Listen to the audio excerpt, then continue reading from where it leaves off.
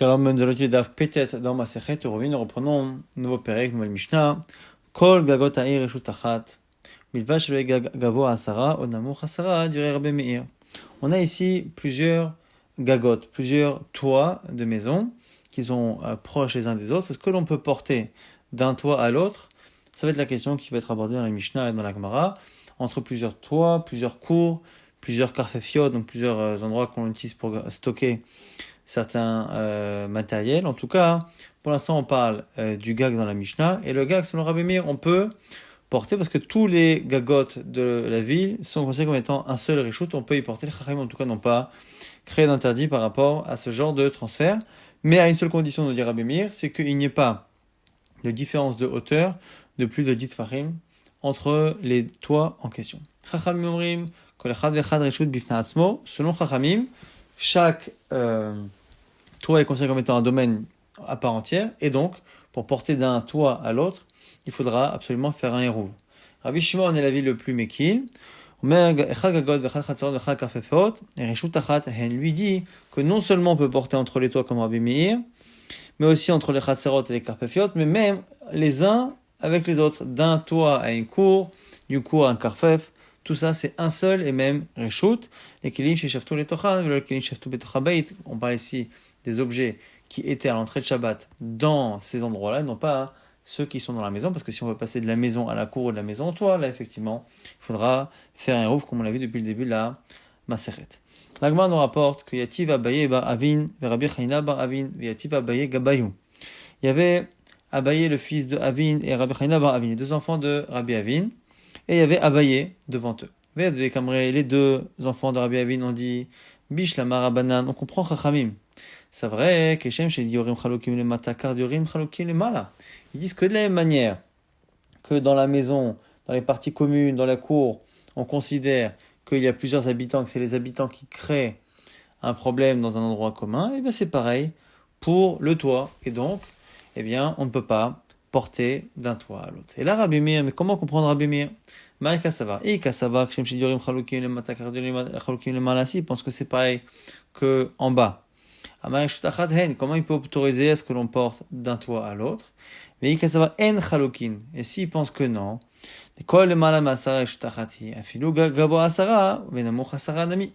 s'il pense qu'effectivement c'est un seul et même domaine, tous les toits de la ville, pourquoi distinguer le cas où il y a une différence de 10 tfachim entre les hauteurs des deux toits? Et l'Agma répond à Malou Abaye, Loshmi Alechu, Hadamar Yitzhak bar Avdimi. Est-ce que vous ne connaissez pas cette halakha de Rav Yitzhak bar Avdimi, qui a dit que dans un cas où on a, dans un domaine privé, qui est a priori donc découvert, on a en plein milieu quelque chose qui est assez haut et large pour être lui-même un domaine privé. Eh bien, il y a une xéra qui interdit de transférer du domaine privé à cet endroit qui est surélevé, de peur qu'on fasse la même chose dans un domaine public. Omer aya Rabbi Meir, que Rabbi Meir disait, quand tu as deux domaines, mais qui sont un seul domaine, c'est-à-dire qui sont du même type. Donc, par exemple, un domaine privé dans un domaine privé. Comme donc une estrade qui est haut de 10 tfachim et large de 4 sur 4, on n'a pas le droit de déposer dessus des objets. De peur que l'on fasse la même chose dans un monticule qui se trouve dans le domaine public, où là, on fera un vrai transfert du domaine public au domaine privé. Et pareil ici, à Hanami, c'est pour ça ici qu'on n'a pas le droit de transférer depuis un toit à un autre, même si c'est un seul reshoot, puisqu'il y a une différence de 10 tfachim entre les deux, c'est comme le hamoud qui se retrouve dans le domaine privé. C'est comme ça en tout cas qu'on explique ce que selon Rabbi Meir, même si c'est un seul domaine, on ne peut pas transférer s'il y a plus de 10 tfachim entre les deux toits. L'Agma tout de même précise quand est-ce qu'on applique cette rumra-là. Ça vaut mina, on a pensé au départ qu'à filou martéchet, à filou gigit, que n'importe quel objet comme gigit, c'est une sorte de grosse de tonneau, comme ce genre de choses qui peuvent eux-mêmes avoir ces dimensions-là, ce serait un problème. Amal ou Abaye dit non. Après Amarmar, Rabbi Meir est là, Amoud ve Amat Arechaim, c'est que si c'est vraiment une estrade ou une construction, vraiment quelque chose qui sert de construction, il va dam kover la emakom, parce que c'est quelque chose qui est fixe, qui a un endroit défini, c'est là où on peut avoir ces xéras-là, mais pas lorsqu'on a des objets qui ont simplement de grandes dimensions. On objecte sur ce principe-là, quand on a une cour entre un mur entre deux cours. Dès qu'à voir, le mur est fixe, n'est-ce pas? Ravida dit pourtant, Kshetim Selomar, les divrei Rabbi Meir Gigin, Reshut la Asman, Chatzerot et Reshut la Asman, Kafefeot, Reshut la Asman. Il y a un problème, pourquoi? Parce que Rabbi Yehuda pense que quand Rabbi Meir a dit que les toits sont un seul Reshut, c'est valable également pour les cours entre elles et les Kafefeot entre elles. Et donc, deux cours entre elles, techniquement, on pourrait porter de l'une à l'autre. Alors, Maëlav, des charelles, tous les derrière Kotel, n'est-ce pas qu'a priori ces cours sont séparés par un mur et qu'on peut passer de l'une à l'autre en passant par le mur. Or, le mur, a priori, c'est comme ce hamoud. Et donc, ça devrait être interdit. Réponse de l'Gemara, Maravuna Bayuda Marav Shechet, Lo Leachnis Ulhotzi, derrière Ptachim. On parle de passer d'une cour à l'autre en passant par des portes et non pas par un mur qui aurait une hauteur qui en ferait un statut de hamoud dans un domaine. On prend maintenant l'avis de Chachamim. Chachamim rim kol echad vechad reshut bifnei atzmo, que chaque toit, chaque cour, ici en l'occurrence dans la Mishnah on parlait des toits, chaque toit est un domaine à part entière. Là-dessus, on a une marloquet Rav Shmuel Itmar. Rav Amayim Tetelim Boela Berba Amot. Selon Rav, dans le toit en question, on ne peut pas porter. Parce que finalement, là aussi, c'est un peu comme un domaine qui appartient à plusieurs personnes, on ne peut pas y porter. Shmuel Amar, Mutar Tatel Bechulo. Selon Shmuel, ce qui est interdit, c'est de porter d'un toit à un autre, mais dans le toit en question, on peut y porter. La Gemara nous explique que cette marloquette, elle est que dans un certain cas. Même chitzot anikarot, lorsque les deux toits des deux bâtiments sont un peu espacés, c'est-à-dire que les deux bâtiments ne sont pas collés, et donc les deux toits sont espacés, à ce moment-là, on estime que les mechitzot, c'est-à-dire que les murs des bâtiments, comme ils sont séparés, eh bien, on imagine que Goud Asik Mechitzta, le mur en question, on le monte, encore une fois, virtuellement, pour faire comme s'il y avait une Mechitza, et donc, ça veut dire que là, c'est évident que, selon tout le monde, selon Rav, on pourrait porter complètement dans le toit. Et de Kula Alma l'obligé, qui pliquait la marque loquette, Bechitzot She'enan Nikarot. Lorsque les murs des bâtiments ne sont pas visibles, c'est-à-dire que les deux bâtiments sont collés, et donc on ne voit pas réellement de différence, et donc on ne peut pas vraiment faire Agoud Mechitzta, en tout cas pas selon tout le monde. Et là-dessus, Ravama Emutatelimbo et la Berba Amot, c'est là que Rav dit il n'y a pas d'Agoud Mechitzta ici, et donc on ne porte que 4 Amot. Parce que lo Amar Goud Achid Mechitzta dans ce cas-là, ou Shmuel Amar, Shmuel dit Mutal Tatebechulo, Damar Goud Achid Mechitzta. On va essayer d'apporter des preuves à Shmuel. Nan, la Mishnah elle-même, Chacham Omrim Kol Echad Ve'echad, Reshut Bifnei Atzmo, Reshut Atzmo. On a vu dans la Mishnah que contrairement à Rabbi Meir qui permettait de porter entre les toits, Chachamim ont dit chaque toit est un domaine à part entière. Sous-entendu, c'est un domaine en lui-même, mais on peut y porter. Dans un domaine, on peut porter. Donc, Bishlama et Shmuel Nicha, selon Shmuel, ça colle. Et là, les Rav, caché selon Rav, c'est un problème. Là, dit non. Amre, Bera, Mishme de Rav, en expliquant nos de Rav, Shelo, les Taltel, Shte Amot Begagze ou Shte Amot Begagze. Qu'on a dit, chacun est un domaine, c'est pas pour dire qu'on peut y porter. Si chacun est un domaine différent, c'est qu'on ne peut pas faire 2 Amot dans un et 2 Amot dans l'autre. L'Agma continue d'objecter vers Amarav Yelazar, Belazar a dit Kavinan, Bebavel, lorsqu'on était en Bavel, Ava Amrinan, on disait, Bera Bishmedera au nom de Rav, Amro El Metal Telinbo, qu'on ne peut pas porter dans le toit, et là, Be Arba Amot, que Arba Amot. Venez les Beshmuel Tanou, et chez Shmuel on disait, En Gagan, on n'a que le toit. Ma Elain Gagan, la Deshaolta tous les Bechoulé.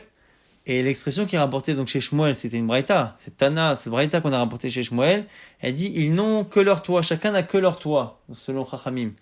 On a l'impression, encore une fois, qu'ils ont le toit, on peut y porter. Donc c'est encore une kushia. Là, il m'a dit, mais c'est pareil que la Mishnah. La Mishnah elle-même donnait cette impression-là. Et on l'a lu comme Rav, et ben c'est pareil.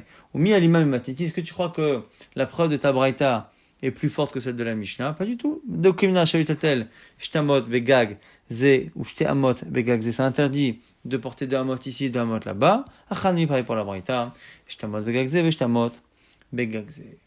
Maintenant, Amar Rav Yosef. Lo Shmiali Ashmata. Rav Yosef dit qu'il n'a pas entendu cette halakha qui a été dite au nom de Shmuel, que finalement, on peut complètement porter, qu'on fait Goudasik. Alors, rappelez-vous que Rav Yosef à la fin de sa vie, a perdu une partie de la mémoire, et donc c'est souvent ses élèves qui lui rappellent. Alors Abaye lui dit, Atamartnialan, c'est toi qui nous as dit. Et aha, Martnialan, tu nous as dit, Gag Gadol Asamour le Katan, Gadol Muta ve Katan Asur. Ici, ça fait référence à la Mishnah qu'on verra dans le daf suivant. On a deux toits qui sont collés, donc deux bâtiments vraiment qui sont collés, avec un bâtiment dont le toit est plus grand que l'autre.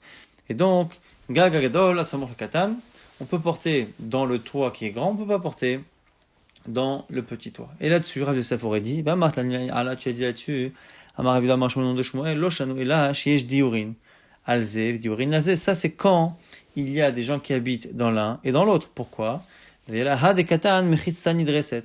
Parce que le petit toit, surtout avoir une mechitza sur laquelle on marche, mais par contre, s'il n'y a pas d'habitants qui passent souvent de l'un à l'autre, shne'em mutarim, à ce moment-là, c'est mutar, parce qu'on pourra dire goud asik. Donc c'est quoi ici la logique? C'est que donc le toit qui est plus large, au final, la partie où ça se rétrécit et qui donne sur le toit qui est plus étroit, eh bien, la partie ouverte sur le petit toit est considérée comme étant une ouverture. Mais sur les côtés, il y a le rétrécissement du toit qui fait office de mechitza. Donc le grand toit a oui une mechitza. Donc il est enfermé, il a une mechitza, il a une ouverture. Donc lui, aucun problème, on peut porter. Par contre, le petit toit, lui, il a une partie, la partie qui donne sur le grand, c'est une partie qui est complètement ouverte. Et lui, on a besoin, pour pouvoir porter, faire artificiellement une mechitza à cet endroit-là, par le mécanisme de goud asik mechitza. Et donc du coup, faire que le mur qui sépare les deux bâtiments, mais qui en dessous, on fait monter artificiellement goud asik.